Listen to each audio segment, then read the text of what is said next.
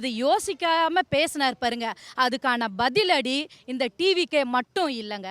TVK பெண்கள் மட்டுமே இல்லை. நிச்சயமா சொல்றேன், அவங்களோட பதவியில் அவங்களோட போஸ்டிங்கில் அதே திமுக கட்சியில் இருக்கிறவங்களும் உண்மையாகவே அவங்களுக்கும் ஒரு உறுத்தல்னு ஒன்று இருந்ததுன்னா இன்னைக்கு இவங்கள பேசினவங்க நாளைக்கு நம்மளையும் பேசுவாங்க. ஒரு சின்ன விஷயத்துக்கு இவ்வளோ பெருசுப்படுத்துகிறாங்களே, இவ்வளோ கேவலப்படுத்துகிறாங்களே அப்படின்னு சொல்லிட்டு அவங்களுமே கேட்கணுங்க. இப்போ நாங்கள் பெண்கள்லாம் நிற்கிறேன்னா எல்லா பெண்களுக்குமே டிவிக்கே பெண்களுக்காக மட்டுமே கிடையாதுங்க. குட்டி குசுமா குழந்தையில இருந்து வயசானவங்களுக்கு வரைக்குமே பெண்களுக்காக தான் நாங்கள் இங்கே வந்திருக்கோம். இப்போ விஜய் அண்ணனை சிஎம்மா நின்றுடுவாரா அப்படின்னா அவரு வரணும்னு நினைக்கிறது எதுக்காக? இந்த மாதிரியான இழிவாக பேசுகிறவங்களுக்கும் குழந்தைங்களுக்கு பாதுகாப்பு இல்லாத பாலியல் துன்புறுத்தல் நடக்கிறதுக்கு இது எல்லாமே பார்த்துக்கிட்டு இருக்காரு. அப்போ அவர் சடார்னா நிற்கும்போது யாரும் அவரை பார்க்க மாட்டாங்க. வேணா உதாரணத்துக்கு வேணா சொல்லவா, விஜய் என்ன செஞ்சிட்டாரு அப்படின்னாங்க. டிவிகே கட்சியில் இருக்கிற இளைஞர்கள் விடுவாங்களான்னு கேட்குறேன்.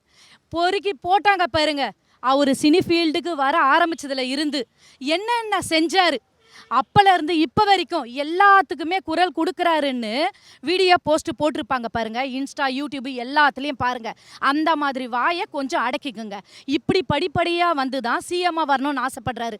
சிஎம்மா வரணுன்றதே இந்த மாதிரி கேடுகட்ட ஒருத்தவன் பெண்களை கேவலமாக பேசினாரு பாருங்க.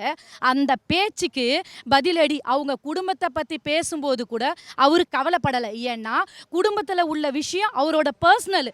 அதை எப்படி கையாளணுமோ, அதை எப்படி மக்களுக்கு அவரு மேல தப்பு இல்லைன்னு காட்டுவாரோ அதே போல இதை விட்டுடுவாருன்னு தான் கண்டவங்களாம் ஆளுமேனிக்கு குறையா கேவலமா பேசுறாங்க.